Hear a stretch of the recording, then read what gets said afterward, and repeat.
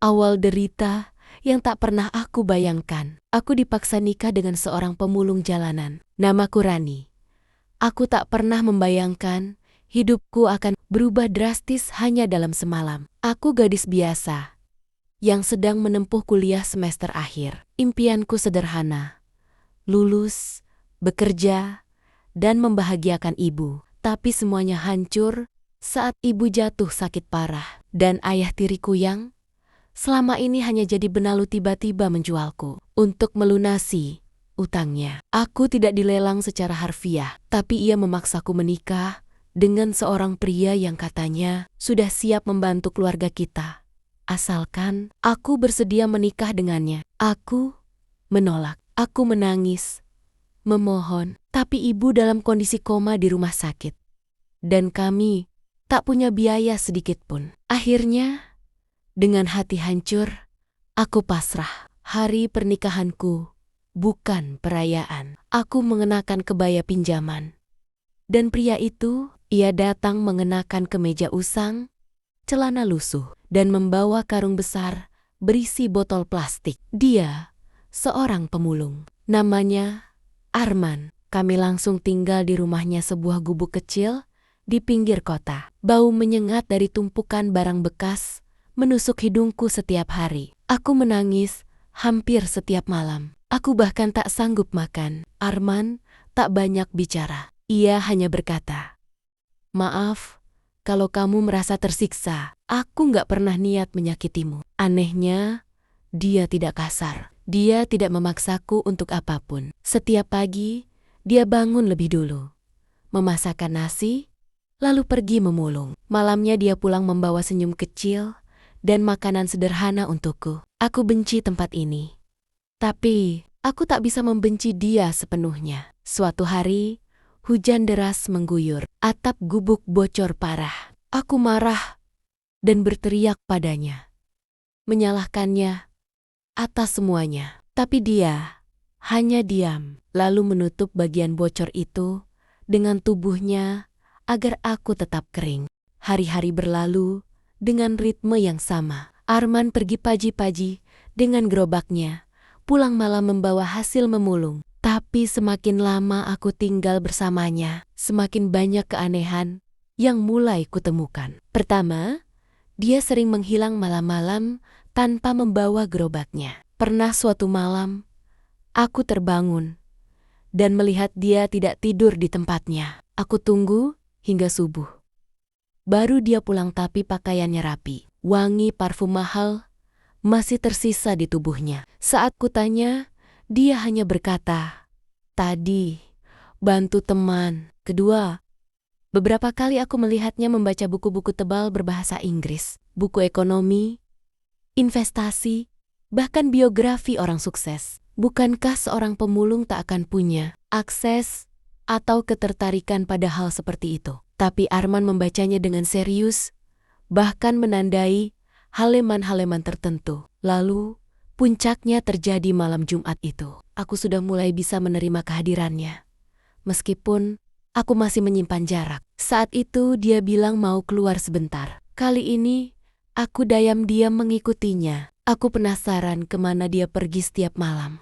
Langkahku membawaku ke pusat kota, dan yang kulihat membuatku tak bisa berkata-kata. Arman masuk ke dalam mobil hitam mewah yang menunggunya di sudut jalan. Aku bergegas mengejar sambil menahan napas. Mobil itu membawanya ke sebuah restoran bintang 5. Dari kejauhan, aku melihat dia duduk bersama dua pria berjas. Ia tampak serius, membahas sesuatu sambil menunjukkan laptop dan dokumen. Aku tercengang. Wajahnya berubah total, tidak seperti pemulung. Ia seperti seorang pebisnis. Aku pulang dengan pikiran kacau. Malam itu, aku menunggunya sambil pura-pura tidur. Ketika dia masuk dan membaringkan diri di sudut ruangan, aku berbalik menatapnya diam-diam. "Siapa kamu, Arman? Apa semua ini hanya sandiwara?" Keesokan harinya, aku tidak tahan. Aku bertanya langsung, "Siapa kamu sebenarnya?" Dia menatapku lama. "Kamu belum siap tahu semuanya, Rani. Tapi tenang, waktunya akan tiba." Hari itu, Aku mulai menyadari, pernikahan yang kupikir adalah kutukan, mungkin adalah takdir yang penuh kejutan. Sesuatu yang lebih besar sedang menantiku. Dan pria pemulung ini bukanlah orang biasa. Sejak malam itu, aku terus dihantui rasa penasaran. Siapa sebenarnya Arman? Aku mulai memperhatikan geruk-geriknya lebih tajam. Caranya berbicara, cara dia membaca buku, bahkan caranya menyalakan laptop yang selama ini kusangka hanya barang rongsokan, ternyata itu MacBook terbaru yang disamarkan dengan casing kotor. Aku memberanikan diri menyelidiki lebih jauh. Saat Arman pergi, aku membuka tas kecilnya yang biasa dia bawa. Di dalamnya, aku menemukan hal mengejutkan.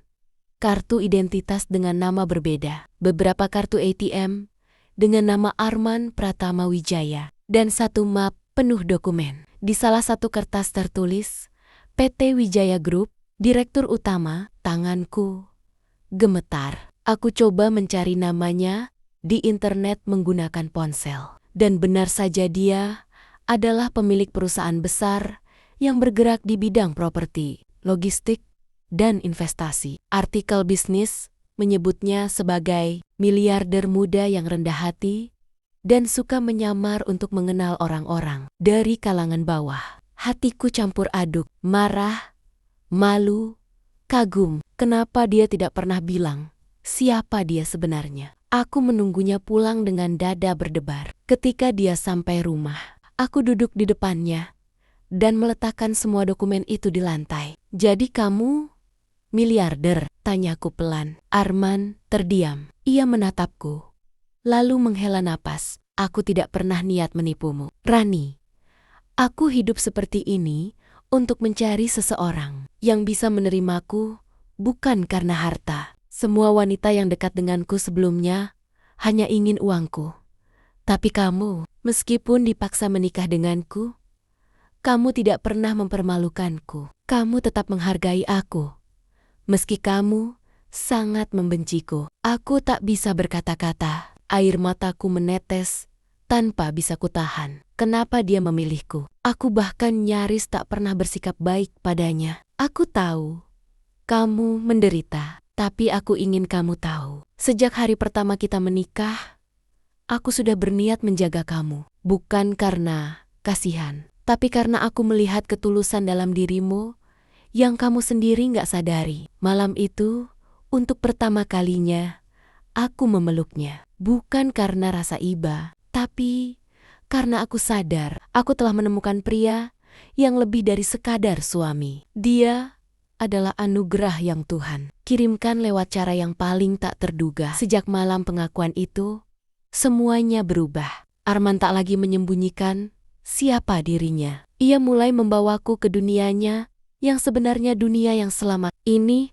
hanya kulihat di layar kaca dan majalah bisnis, mobil mewah, kantor tinggi, ruang rapat elegan. Semua itu kini menjadi bagian dari kehidupanku. Tapi anehnya, Arman tetaplah Arman.